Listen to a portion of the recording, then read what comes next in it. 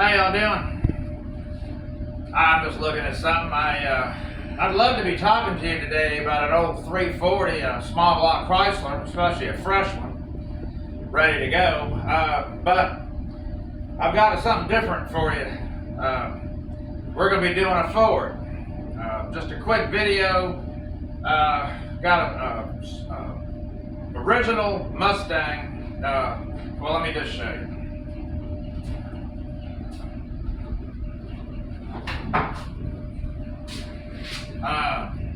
Pretty nice car. 64 and a half. First year Mustang, pretty original.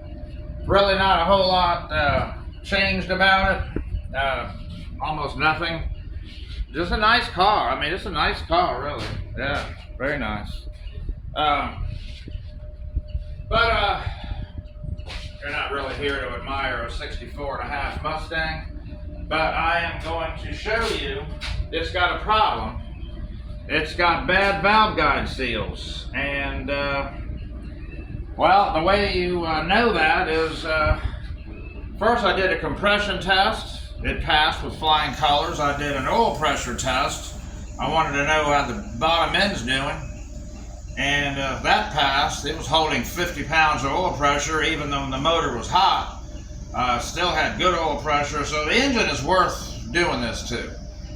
It is original engine. Doesn't look like it's ever been apart. But it does need valve guide seals. These things right here, this one has gotten rock hard. It's hard as it can be, and it's supposed to be just soft rubber. I'm gonna show you that here. We're gonna get one. We're gonna work on this cylinder right here. And I've got a little trick that, you know, a lot of people use air pressure, screw it into the cylinders, and they shoot it with air pressure, and it kind of holds everything together. But I have another, I don't have the little doohickey, the little gizmo you're going to need to adapt your air compressor to the spark plug hole. But have anybody ever thought about using a rope? Yeah, you don't see that a whole lot. So make sure your piston is down enough, and just feed rope into the thing. Rotate it, and just feed a bunch of rope down in there. Just feed it in there, just like I'm doing.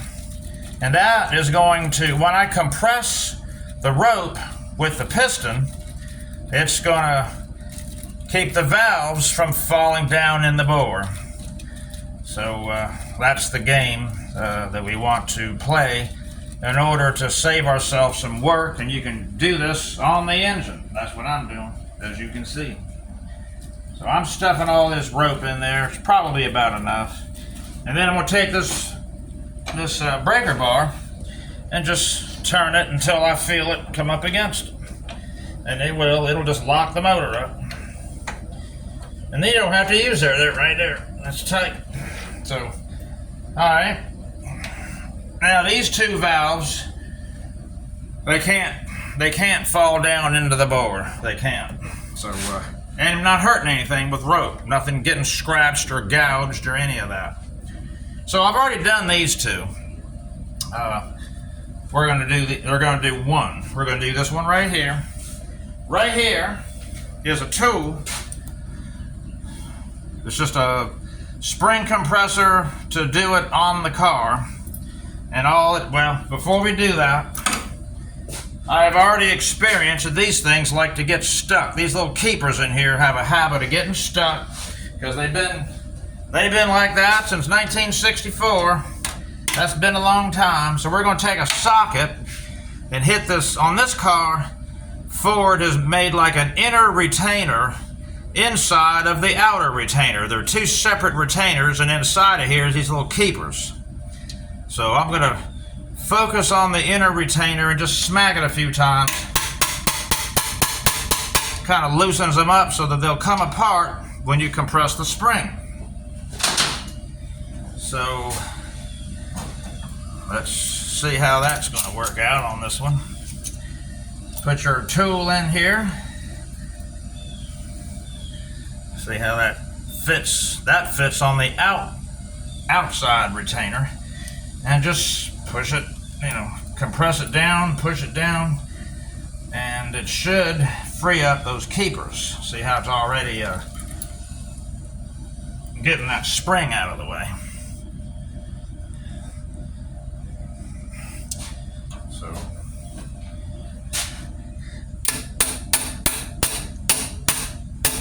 they they didn't come apart, did they?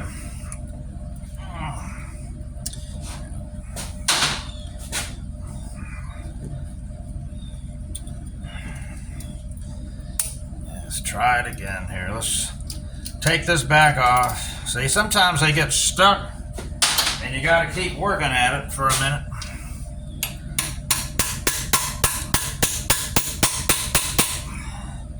You really don't have any way to tell until you do this, until you compress the spring and see if it's working, see if they're freed up for you.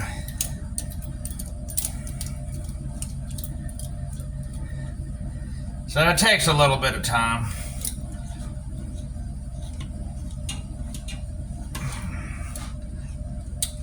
There we go. All right, see that? Broke loose. Oh, hold on, let me get this a little tighter. Get my hand out of the way.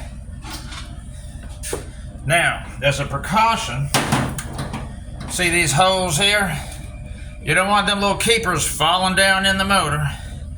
So I'm gonna cover them up, just like that. And I'm gonna use a magnet. There, I got one. There's one right there. That's what they look like. And got the other one. Nothing fell in the engine. We're good. All right. And we're gonna back this off. And that valve is free. Sort of free. Because it can't just fall in the motor. But you can remove the spring. So, see. Now, Ford does that. I don't know how many other ones. I haven't really. Chrysler doesn't do that, or not that I've ever seen. See how that thing is. So, but anyway, so this thing right here. Now look at that. I'm glad you all saw that. It just fell apart in my hand. That is not going to keep oil out of that cylinder, obviously. So, they just get real brittle after 50 years. That's a new one. See, notice how it's really nice. It's just a piece of rubber. They call it the umbrella style. And so I'm going to lubricate it a little bit. Take a little grease right here. So it lubricates on the valve. This is called a valve stem. And it's an umbrella because look how it's shaped. Push it down over there. And you're done, other than put the spring back on. So that's all you just do the reverse. You just do the reverse to get the spring back on there. And that's really all it is to it. You just have to do that on this one.